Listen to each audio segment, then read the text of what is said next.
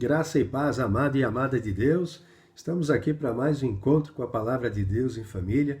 E é sempre uma alegria poder compartilhar com vocês um pouco da palavra do nosso maravilhoso Deus, que nos amou tanto a ponto de enviar seu Filho amado para morrer por nossos pecados, morrer em nosso lugar, sofrer a nossa condenação, para que nós pudéssemos então ser justificados, tornados justos. Justos ficamos diante de Deus o Pai, graças ao pagamento que o seu amado Filho fez por nós. O justo que morreu pelos pecadores. Amados, e aos olhos de Deus, não existe alguém melhor do que o outro. Porque qualquer pecado, se eu disser, você, ou fulano mentiu, ciclano assassinou e Beltrano adulterou. Quem cometeu o pior pecado? Muitos vão dizer aos olhos humanos o que mentiu. Aos olhos de Deus, os três estão condenados. Então, amados, um único pecado já nos condenaria ao fogo eterno, ao inferno, que muitos podem não acreditar, acreditando ou não acreditando, ele existe e nós vamos ter que prestar contas de qualquer jeito, tendo ou não tendo fé, E não tem como fugir disso. Quem mais falou sobre inferno foi Jesus Cristo. E ele é Deus. E Deus, conforme a sua própria palavra, não é homem para mentir, nem filho de homem para que se arrependa, tendo ele dito, não cumprirá. Então, a palavra de Deus, ela não volta atrás, ela é eterna. Então, se ele falou, é bom que a gente acredite, mas ele nos livra desta condenação eterna através da fé na obra redentora de Jesus Cristo. Então, se de todo o nosso coração nós crermos que Jesus é o Filho de Deus, é o próprio Deus, que estava no princípio da criação, junto com o Pai e com o Espírito Santo, criando todas as coisas, céus, terras, criaturas, por último criou o ser humano, que veio ao mundo na plenitude dos tempos, esteve entre nós, esses apóstolos que escreveram o Novo Testamento foram testemunhas oculares, andaram com ele, viram suas obras, sinais, prodígios, de modo que eles não tinham dúvida de que Jesus era de verdade quem ele dizia que era, o Filho do Deus vivo. Quando Filipe disse para Jesus, Senhor, mostra-nos o Pai, e isso nos basta, Jesus respondeu a ele, Filipe, há tanto tempo eu estou com você. Como você me pergunta, me pede, mostra-me o Pai. Quem vê a mim, vê ao Pai. E no Evangelho de João, capítulo 14, verso 6, Jesus afirma, eu sou o caminho, a verdade e a vida, e ninguém vem ao Pai, senão por mim. Então, se nós crermos, tivermos fé em Jesus, nós, em primeiro lugar, teremos temor, alegria de estar com Ele, respeito, amor ao Pai. Ele já havia nos dado leis, mandamentos, ordenanças, e todas as suas ordenanças, todos os seus mandamentos são amor. São mandamentos de amor a Deus, em primeiro lugar, e que não está necessariamente nestas palavras, mas está a amar, o primeiro e maior mandamento é ame ao Senhor seu Deus, de todo o teu coração, alma, com toda a tua força e de todo o teu entendimento. E o segundo, semelhante ao primeiro, é ame ao próximo como a ti mesmo. E Jesus ainda vai mudar esse mandamento, já quase terminando o seu ministério, e vai dar ali um sentido ainda mais difícil, Ame o teu próximo como eu te amei. E como que foi que Jesus nos amou? Amou até o ponto de morrer por nós. ele morreu por todos. Potencialmente, ele é a salvação para todos os seres humanos. Potencialmente, porque só é salvo aquele que aceita esta graça do Senhor e se converte dos seus maus caminhos, se arrepende dos pecados. E o pecado significa desobediência à palavra de Deus. Então, Deus nos deixou a sua palavra para que nós pudéssemos andar em santidade, nos transformando à imagem e à semelhança de Jesus Cristo. Porque foi com este fim, com este propósito, que Deus nos criou, para termos ali um relacionamento com Ele. E não é qualquer relacionamento, é um relacionamento de filhos com o Pai. E Ele espera que todos nós, por amor, por respeito, por constrangimento ao amor que Ele demonstrou ter por nós, estejamos um dia lá no reino eterno, onde será completada a nossa santificação. Aqui a gente vai melhorando, dia após dia, com a ajuda do Espírito Santo, através da renovação da nossa mente, pela palavra de Deus, né? Nós vamos tendo a mente transformada, renovada pela palavra. E isso vai nos transformando por dentro. E aí então, aquilo que somos por dentro refletirá nas nossas atitudes. Isso significa amar a Deus, amar o próximo. E amados, não é amar o próximo que merece o meu amor, porque o amor de Deus por nós é uma graça imerecida. O que nós merecíamos é a morte, é a condenação. Ele nos ofereceu a vida, a absolvição, a justificação, o perdão dos nossos pecados. E aí então nós vamos nos esforçando para fazer a vontade de Deus, mas não para merecer a vida eterna, merecer a salvação, porque ela já veio sobre nós. Agora nós demonstramos isso porque amamos, mas é graça. É graça. Então nós devemos amar ao próximo, mesmo que ele não mereça. E esse é o maior desafio do ser humano. Como é que nós podemos amar aqueles que não são dignos do nosso amor, né? Porque nos fizeram mal, porque têm atitudes que nós não gostamos, porque fazem coisas erradas. A gente lembra da parábola, né, do filho, é conhecida como a parábola do filho pródigo, né? Mas na verdade é a parábola de um pai que vai ao encontro de dois filhos perdidos.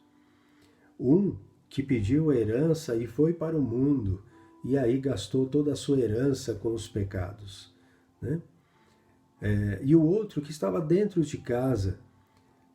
Nenhum dos dois se viam como filhos, mas como empregados. Se vocês lerem a parábola até o final, vocês vão entender que até aquele que morava com o pai não se sentia como filho, mas como empregado. E aí um dos dois se arrepende, que é o que estava no mundo, no pecado.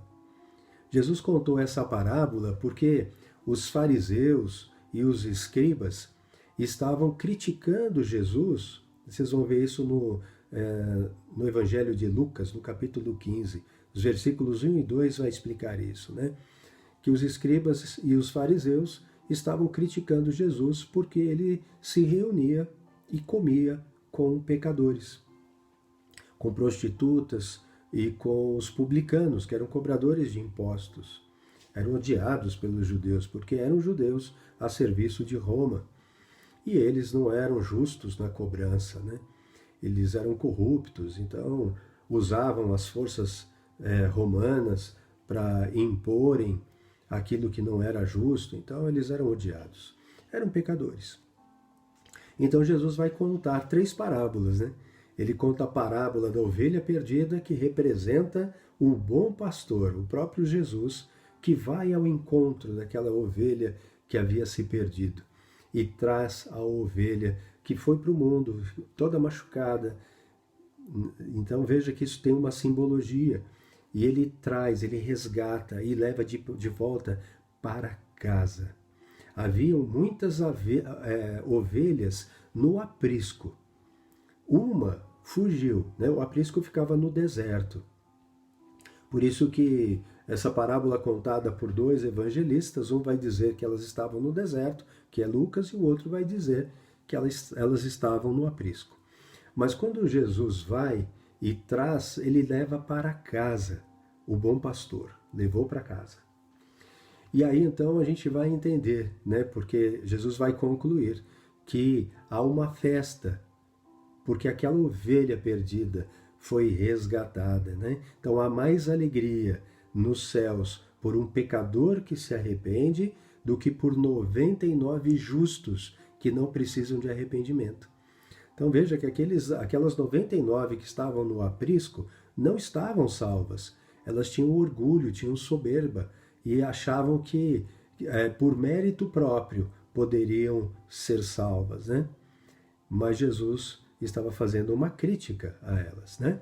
Então, aos fariseus, representava os fariseus. Depois tem a parábola da dracma perdida, que a mulher procura, encontra e faz uma festa. Ali representa o Espírito Santo que ilumina para que aquela dracma seja encontrada, né? E aí então há alegria, né? Então a mesma alegria nos céus por um pecador que se arrepende, como aquela mulher se alegrou quando encontrou aquela moeda. E depois vem a parábola dos filhos, né? Que conforme eu dizia, né? Um se arrepende e volta. E aí aquele que estava dentro de casa, coração endurecido, ele falava, esse teu filho, ele nem dizia meu irmão, ele falava, esse teu filho gastou toda a tua herança, né? E o Senhor fez uma festa para ele, e eu que estou dentro de casa, que trabalho para o Senhor, olha como ele se via como empregado, trabalho há tantos anos para o Senhor nunca me deu um cabrito para eu festejar com os meus amigos. Então veja que ele tinha um coração endurecido. E o que o pai diz? Filho, você está sempre comigo, e o que é meu é teu. O que é meu é teu. Agora, esse teu irmão estava perdido e foi achado, estava morto e reviveu. Então é importante que nós nos alegremos. Então o pai, olha o coração do pai, né, ensinando esse filho dentro de casa, perdido, a ter amor, o mesmo amor que ele tem, e por ambos. Na parábola, um se arrependeu, o outro, né, é uma parábola, mas se fosse verdade, pode ser que com essa explicação do pai, ele pudesse ter o seu coração quebrantado. Que o teu coração, amado, se quebrante. Se você tiver mágoa contra alguém, se você tiver no teu coração rixa contra alguém, né? Às vezes as pessoas têm umas coisas assim, né, que não vou com a cara de fulano, eu não gosto do jeito de ciclano, e aí evita, e sabe, não quer ajudar. Então, não tem amor por aquela pessoa. E nós precisamos aprender a ter o amor que Deus tem por nós. Porque nós não merecíamos o amor dele. Ele nos deu de graça. E ele nos pede para que façamos a mesma coisa. Jesus ensinou isso no seu primeiro sermão da montanha, né? Ame o teu próximo. Ame o teu inimigo, na verdade, né? Ele vai falar lá. Ouvistes o que foi dito, né? Ame o teu próximo e odeie os teus inimigos. Eu, porém, vos digo, ame os teus inimigos e ore por aqueles que vos perseguem. Ame o inimigo. E o que é amar? O amor é uma prática, não é um sentimento. Eu não preciso ter um sentimento de amor pelo outro, mas eu preciso ter uma atitude de amor para o outro. Se ele tiver fome, eu dou de comer. Se ele tiver sede, eu dou de beber. Se ele tiver frio, eu dou um agasalho. Eu preciso ter essa misericórdia, essa compaixão.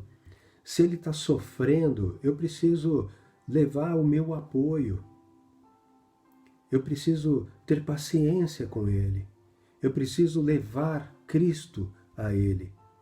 Eu preciso levar o Evangelho, porque muitas vezes eu não gosto do outro porque o outro faz algo errado e que é contrário à vontade de Deus e que ele caminha para a perdição. E eu não posso aqui torcer para que ele morra no pecado dele, sem Cristo. Por quê? Porque ele terá uma eternidade distante, longe da presença de Deus, num tormento eterno, onde há ranger de dentes, como Jesus fala.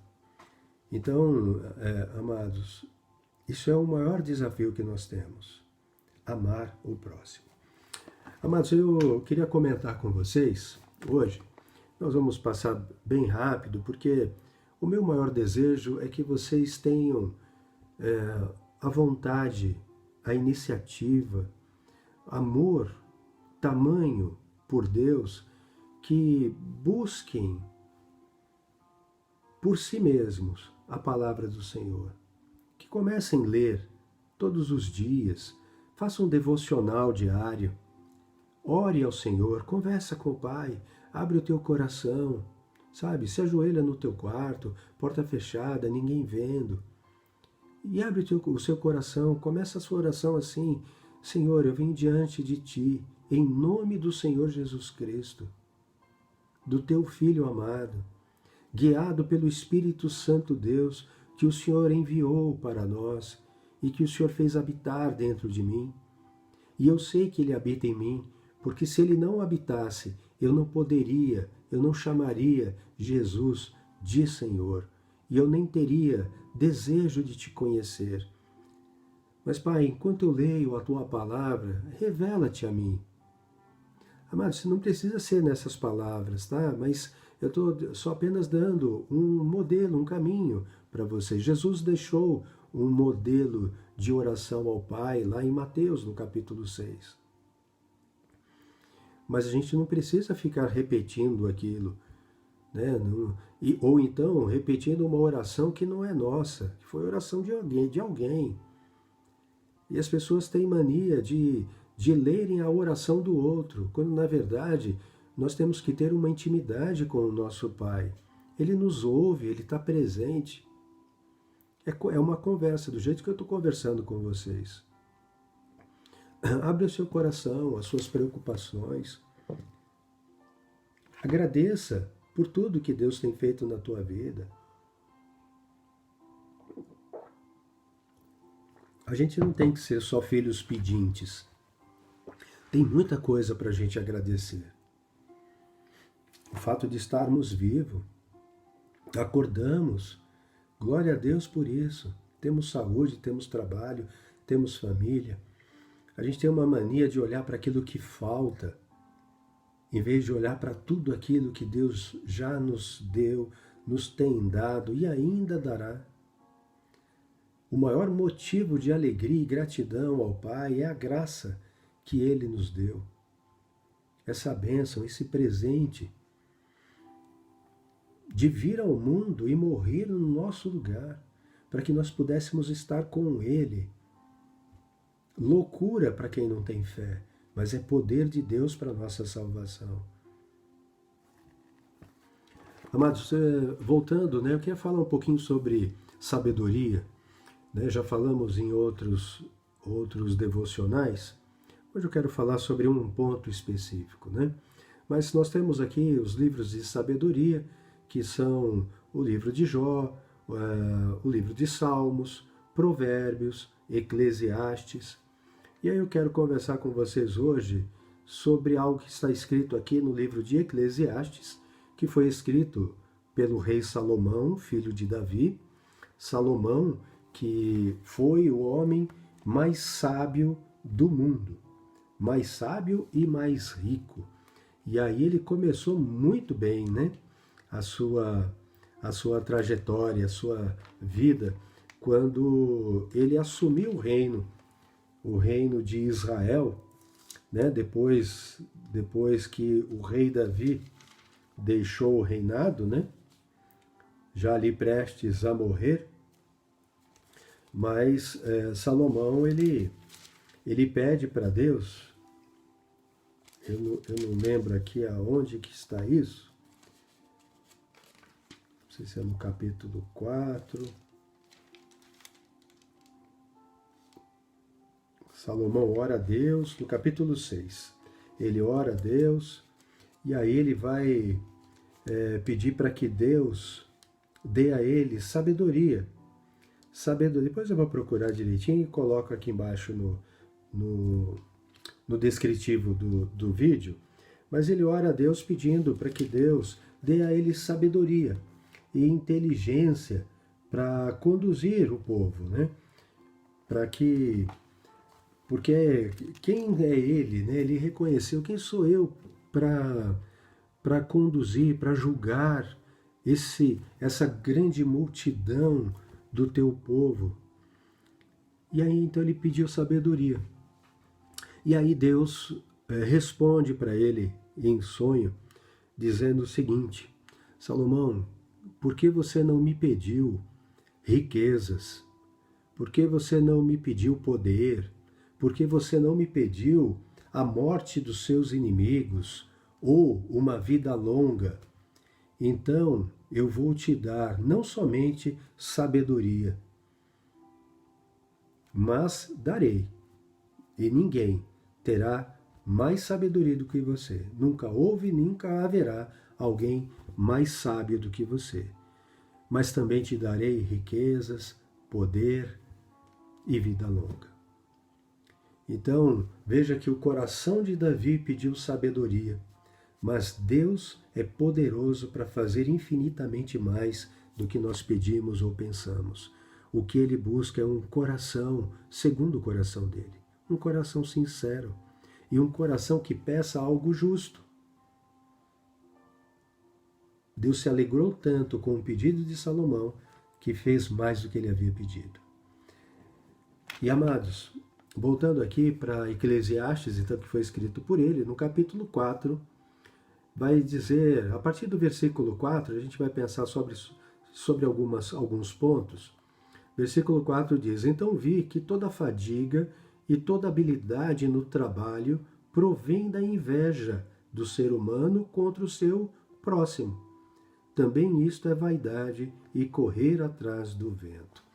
Amados, olha a conclusão do homem mais sábio do mundo. Depois ele isso ele já escreveu na sua velhice, né? Mas depois de ter investigado todas as coisas e inspirado aqui pelo Espírito Santo, ele diz que todo cansaço, toda fadiga e toda habilidade no trabalho provém da inveja do ser humano contra o seu próximo. E veja se não é verdade, né? Nós não temos essa competição uns com os outros, sempre querendo ser melhor do que o outro, buscando reconhecimento.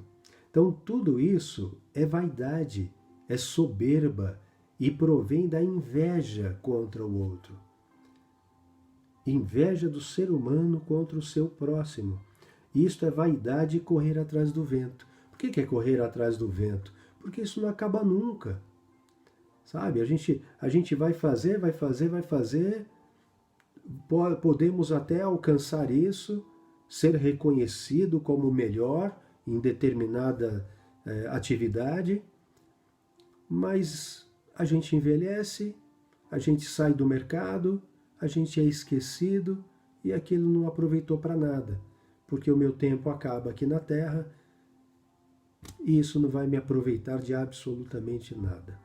Serviu apenas para uma satisfação pessoal, de um orgulho, de um ego que queria ser melhor do que o outro e que no final não me serve para absolutamente nada. Por isso que Deus nos orienta, né, no Novo Testamento, assim, olha, trabalha como se fosse para Deus. Faça o seu melhor e espere dele a recompensa. Então, se a gente faz o nosso melhor com uma motivação certa de agradar ao Senhor e não ficar disputando com o meu próximo para encher o meu ego, né, por causa do meu orgulho, então Deus vai me abençoar. A questão, amados, é sempre a motivação, a intenção daquilo que eu faço. É o coração. Deus o tempo todo está preocupado com um coração sincero, íntegro, honesto diante dele, porque ele conhece as intenções e a motivação de cada um de nós. Ele sonda o nosso coração, a nossa mente, os nossos pensamentos. E ele sabe com que motivo nós estamos fazendo o que estamos fazendo. Mas se a nossa postura for de humildade diante de Deus, ele nos exaltará. Isso é promessa de Deus. E Deus não mente e cumpre todas as suas promessas. Amados, continuando, verso 5. O tolo cruza os braços e destrói a si mesmo. Melhor é um punhado de descanso do que ambas as mãos cheias de trabalho e correr atrás do vento. Então aqui são duas coisas, né? Um tolo cruza os braços e não faz nada, né? Ele destrói a si mesmo. É um tolo. Não quer trabalhar, vai morrer de fome. Não vai ter nada na vida, não vai ter bênção, né? Então é um tolo. E o outro, e agora o oposto, né? É melhor ter um punhado de descanso que ambas as mãos cheias de trabalho e correr atrás do vento. Ou seja, tem pessoas que trabalham e só querem saber de trabalhar e aumentar riquezas e não aproveita os frutos do trabalho. Não se diverte, não ajuda o próximo, não faz nada, né? Ele não é um bom administrador dos bens que Deus confiou a ele. Se a gente olhar ali no capítulo 2 de Eclesiastes, voltando aqui na Bíblia, versículo 24, está dizendo assim: não há nada melhor para o ser humano do que comer, beber e fazer com que a sua alma desfrute o que conseguiu do seu trabalho. No entanto, vi também que isto vem da mão de Deus, é bênção de Deus. Pois separado deste, ou seja, separado de Deus, quem pode comer ou quem pode alegrar-se? Mas a verdadeira alegria é estar na presença de Deus. Porque Deus dá sabedoria, conhecimento e prazer à pessoa que lhe agrada, mas ao pecador dá trabalho, para que ele ajunte e amontoe, a fim de dar àquele que agrada a Deus. Também isto é vaidade e correr atrás do vento. Então, amados, é importante a gente ter equilíbrio, né? Nem ser preguiçoso a ponto de não fazer absolutamente nada e nem querer trabalhar demais e não aproveitar, não ter tempo para aproveitar os frutos do trabalho. Nós somos administradores daquilo que Deus nos confia. E o que Deus nos confiou? Bens materiais, família, filhos, esposa, marido e amigos. Deus nos confiou ministérios, né? Deus nos confiou o ministério da reconciliação. Cristo veio para esse ministério da reconciliação e nos chamou, nos comissionou para isto. E já falamos algumas vezes, lá em Mateus capítulo 28, versículos 19 e 20, quando ele diz assim: vão por todo mundo, preguem o evangelho, façam discípulos de todas as nações, batizando-os em nome do Pai, do Filho e do Espírito Santo e ensinando-os a fazer tudo aquilo que eu vos ordenei. E eis que eu estou convosco todos os dias, até a consumação dos séculos. E para isso, para que a gente cumpra essa missão, Deus nos deu dons, talentos e nos deu recursos. E Ele mesmo está conosco todos os dias, porque a palavra nos diz em Filipenses capítulo 2, que do Senhor vem tanto o querer quanto o realizar. Deus coloca os seus planos no nosso coração e nos ajuda a realizá-lo. Tudo vem dele, é por meio dele e é para ele. A ele, portanto, a glória eternamente. Palavra de Deus. Está lá em Romanos, né? Amados, continuando aqui. Então considerei, verso 7, Eclesiastes, verso 7. Então considerei outra vaidade debaixo do sol. Um homem sem ninguém, que não tem filhos, nem irmãos, mas que não cessa de trabalhar e cujos olhos não se fartam de riquezas. E ele não pergunta: para quem estou trabalhando se não aproveito as coisas boas da vida? Ele nem faz essa pergunta para si mesmo, para reflexão. Também isto é vaidade e enfadonho trabalho. Verso 9. Melhor é serem dois do que um, porque maior é o pagamento pelo seu trabalho. Porque se caírem, um levanta o companheiro, mas ai do que estiver só, pois caindo não haverá quem o levante. Amados, aqui há várias aplicações. Veja, a palavra de Deus, tem gente que fala que ela tem muitos significados, né? Muitas interpretações. Isso não é verdade. A Bíblia Sagrada, ela tem uma única interpretação. A interpretação é aquilo que o autor quis dizer. Então não é o que eu quero interpretar, mas é o que o autor quis dizer. E a gente consegue entender o que o autor quis dizer à luz de muitas coisas, né? A gente está falando de hermenêutica aqui, né? Então a gente vai entender à luz do contexto, à luz do capítulo, né? do livro e de toda a Sagrada Escritura. A gente vai entender à luz da cultura daquele tempo. O que ele estava querendo dizer com aquilo? Qual era o significado disto para aquele autor, naquele momento histórico em que ele vivia, a circunstância em que ele vivia. Amados, muito, talvez 80% ou mais da interpretação provém da própria Escritura. A Bíblia interpreta a Bíblia. Então, aqui nós podemos, agora, eu estava falando que ela tem uma única interpretação, mas ela tem várias aplicações. Então, as aplicações são muitas. A interpretação é uma, as aplicações são muitas. E aqui a gente pode pensar em dois amigos, né? Nós podemos pensar em dois colegas de trabalho, então nós podemos falar de trabalho em equipe aqui, né? Podemos falar de um empreendimento e podemos falar também de um casamento, né? Então aqui pode ser também a respeito de um casamento. Então, tanto que a Bíblia diz, não é bom que o homem viva só, né? Então, Deus criou a mulher para ser a companheira do homem. E ele vai dizer, né? Por isso, deixará o homem, o seu pai e a sua mãe, se unirá à sua mulher, e ambos serão uma só carne. E Jesus ainda vai complementar no Evangelho de Marcos: aquilo que Deus uniu, não separe o homem.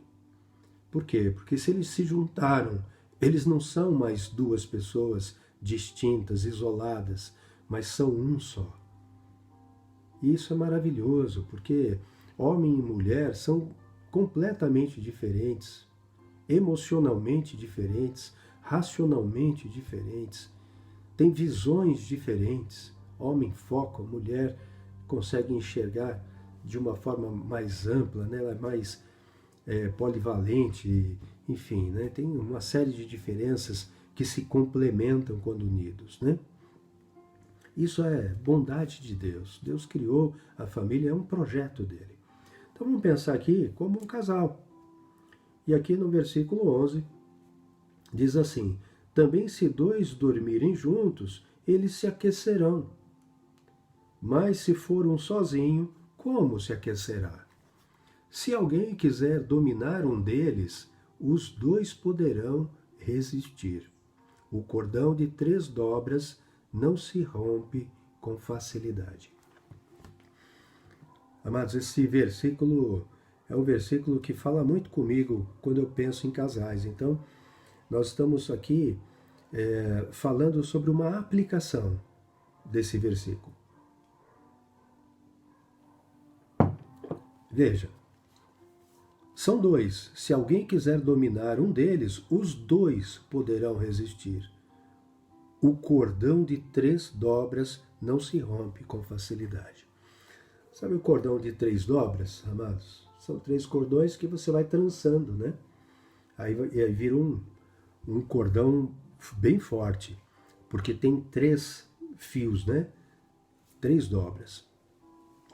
Mas aqui se está falando de 2. Qual é o sentido de um cordão de 3 dobras?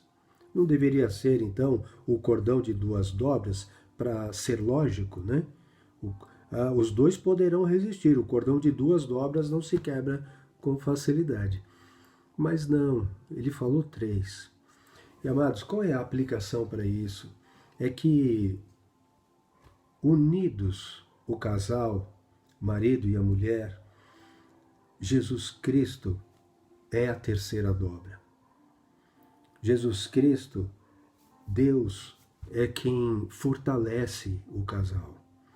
E aí então, um homem e uma mulher unidos na graça de Deus, debaixo da graça do Senhor, no caminho de Deus, na presença de Deus, esse cordão de 3 dobras não se rompe com facilidade.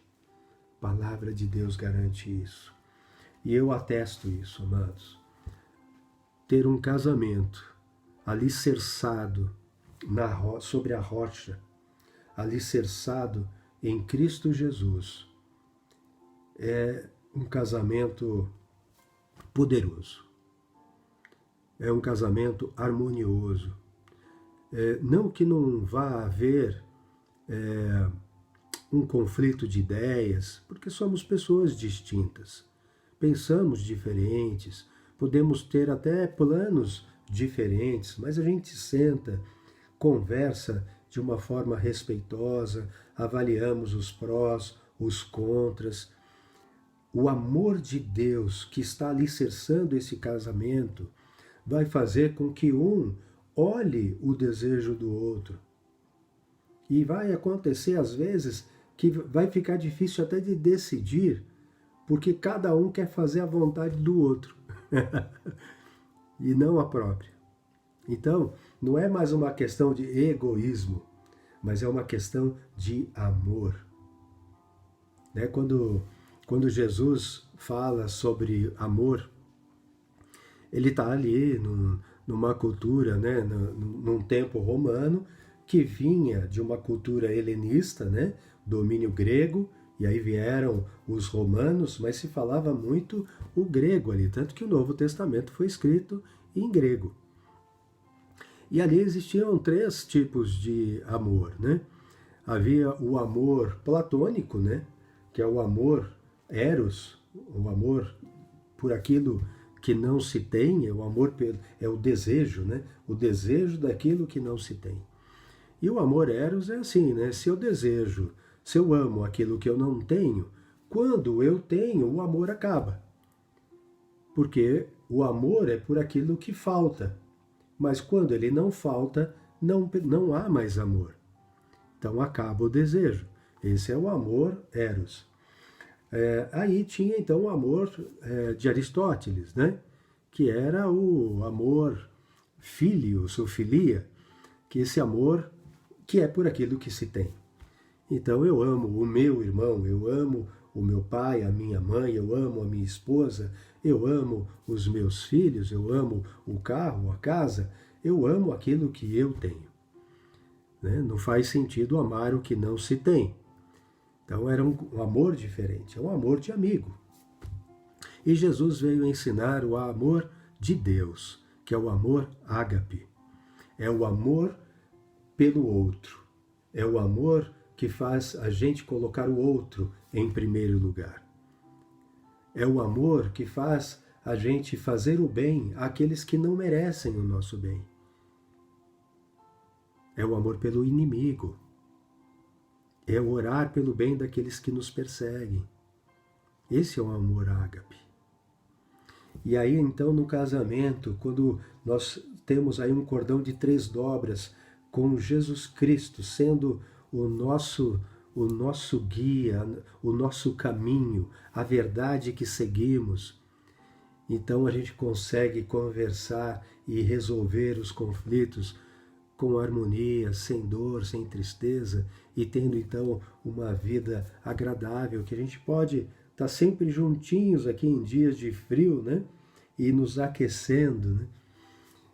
Amados, isto Ou esta é a vida abundante que Jesus nos promete quando nós nos submetemos à sua verdade, à sua palavra. Então, há muitos que se dizem cristãos, mas que não vivem como cristãos. Esses, conforme Jesus Cristo disse, um dia estarão na presença dele. E a resposta de Jesus para eles, a palavra de Jesus, vai ser muito dura. Vai ser assim: afaste-se de mim, vocês que fazem iniquidade, nunca vos conheci. Jesus vai separar as ovelhas dos cabritos, né? Os bons dos maus, o joio do trigo. Só que o joio, ele vai falar para Jesus: Senhor, Senhor, eu em seu nome preguei, em seu nome eu expulsei demônios, eu em seu nome fiz isso, fiz aquilo. E aí Jesus vai dizer aquilo que eu comentei há pouco: aparta-te de mim, eu nunca te conheci. Seu coração nunca foi meu. Você sempre se disse cristão, mas nunca me tornou senhor da tua vida. Nunca me obedeceu, nunca quis me conhecer, nunca quis seguir minha palavra, nunca amou como eu pedi para que você amasse, nunca perdoou para que eu também te perdoasse. Aparta-te de mim. E esses vão para um lugar, vão ser lançados fora, onde haverá choro e ranger de dentes. Amados, eu não falo isso porque eu quero assustar vocês, absolutamente. Como eu te disse, não é essa a motivação. Não pode ser medo. Eu não posso querer fazer o que tem aqui por medo do inferno. Porque senão isso seria um mérito meu, é o meu esforço, e anularia a cruz de Cristo. Ou seja, a obra redentora de Cristo não teria poder para me salvar. Mas a minha motivação tem que ser outra, tem que ser amor, temor, respeito, gratidão ao Pai, que tudo fez por mim. Então eu quero obedecer por amor a Deus, e não por medo do inferno. Entende? Amados, se vocês tiverem dúvidas, dificuldades de entender isso, me chamem aqui nas mensagens. Se quiser, a gente pode falar por WhatsApp. Eu tenho o maior prazer de falar sobre as coisas de Deus, sobre a palavra de Deus, para fazer discipulado. O que vocês quiserem, estamos juntos. Eu amo vocês e eu quero que todos estejam comigo no reino eterno um dia. Eu pela graça, né? Porque não mereço, ninguém merece, mas Deus nos ama ainda assim. Deus ama o pecador. Deus odeia o pecado. Por isso Ele quer que todos se arrependam e cheguem ao pleno conhecimento da verdade, o pleno conhecimento de Jesus Cristo, e se tornem cada vez mais parecidos com Ele. E isso é um processo que vai terminar na glória. Que Deus abençoe você, a tua vida, em nome do Senhor Jesus. Se Deus quiser, na segunda-feira que vem estaremos juntos de novo. Até mais.